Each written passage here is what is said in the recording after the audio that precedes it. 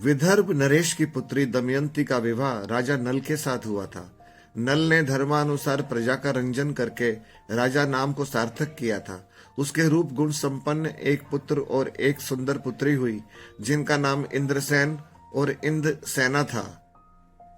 एक दिन नल के कपटी एवं दुष्ट भाई पुष्कर ने नल को जुआ खेलने का निमंत्रण दिया।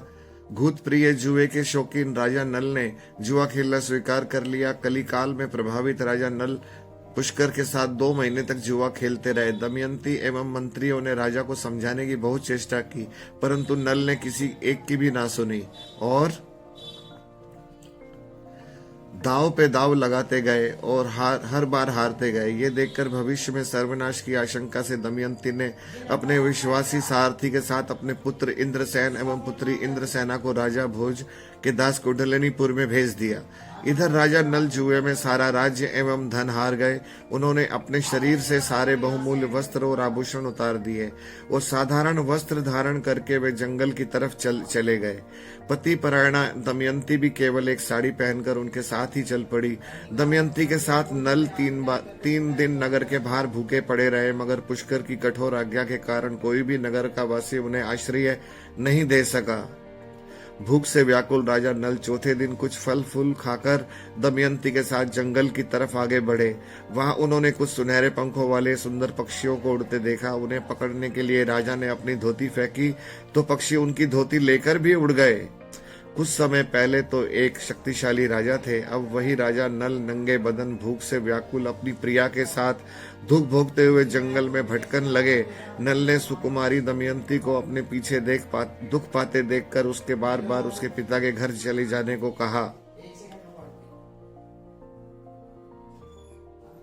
इससे अत्यंत दुखी होकर दमयंती ने कहा, प्राणनाथ, बार बार आप इस संकल्प का विचार करके मेरा हृदय फटा जाता है। आप राजभ्रष्ट हुए, धनहीन हुए, आपके शरीर पर वस्त्र तक नहीं रहे और आप भूख और थकावट से व्याकुल हो रहे हैं। इस विपत्ति काल में आपको अकेले छोड़कर मैं कैसे जा सकती हूँ। मैं छाया की तरह साथ रहकर आपकी सेवा करूंगी और आपके इस महान दुख को दूर करूंगी। आप जो बार बार मुझसे विदर्भ देश जाने की बात करते हैं, इससे मुझे बड़ा दुख होता है। दमयंती के ये वचन सुनकर राजा नल चुप हो गए और दमयंती के साथ एक छायादार वृक्ष के नीचे ठहर गए।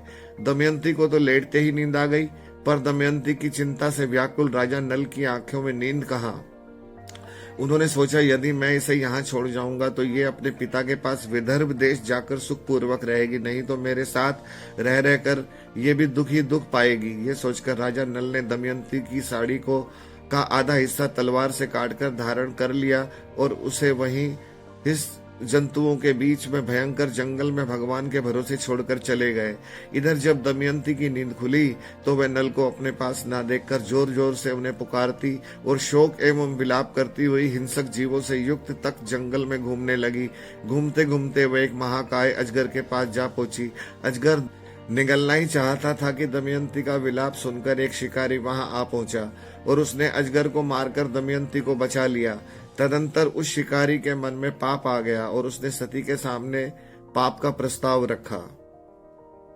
शिकारी के दुष्ट भाव को जानकर दमयंती बड़े रोषपूर्ण शब्दों में कहा, यदि मेरे राजा नल के सिवाय अन्य पुरुष को स्वप्न में भी चिंतन किया हो तो ये मृगजीवी शिकारी प्राण रहित होकर गिर पड़े। ये कहकर दमयंती ने तीक्ष्ण दृष्टि से उसकी ओर देखा। शिकारी सती के प्रभाव से तुरंत भस्म हो गया। ये कहकर दमयंती ने तीक्ष्ण दृष्टि से उसकी ओर देखा तो शिकारी वहीं पर तुरंत भस्म हो गया। इसके बाद दमयंती पति वियोग में व्याकुल होकर पहाड़ों, नदियों, सरोवरों एवं जंगलों में पशु पक्षियों से पति का पता पूछती और विलाप करती हुई बहुत दिनों तक जंगल में भटकती रही।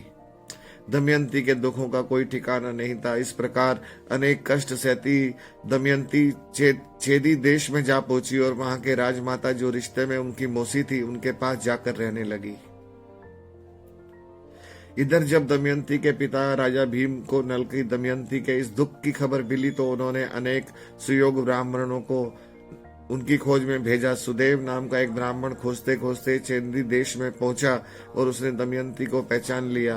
राजमाता की आज्ञा लेकर दमयंती अपने पिता के घर आ गई और अपने पति की खोज में ब्राह्मणों को भेजकर रात दिन उसके वियोग दुख से जलती हुई उनकी प्रतीक्षा करने लगी। अंत में जब उसे परनद नामक एक ब्राह्मण के द्वारा पता लगा कि राजा नल बाहुक नामक रखकर सारथी रूप में छिपकर अयोध्यापति राजा ऋतुपर्ण के यहाँ रहते हैं, तो उसने पुणे स्वयंवर के बहाने राजा ऋतुपर्ण के साथ नल को भी बुलवा लिया और उन्हें अच्छी तरह पहचान कर उनके साथ कुछ दिन अपने पिता के यहाँ सुखपूर्वक रहती रही। तत्पश्चात राजा नल ने एक बार फिर पुष्कर को जुए के लिए आमंत्रित किया। इस बार उन्होंने जुए से पुष्कर को हराकर अपना राज्य वापस ले लिया और फिर दमयंती के साथ रहकर सुखपूर्वक राज्य करने लगे।